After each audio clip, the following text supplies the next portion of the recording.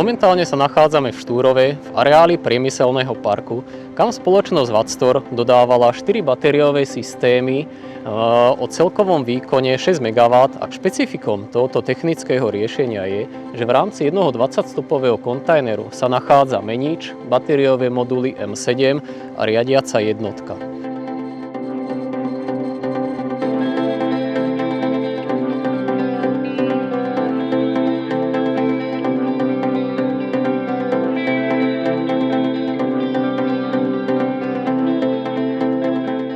Momentálne sa jedná o prvú fázu projektu, ale v príprave je už aj druhá fáza na rozšírenie celého systému.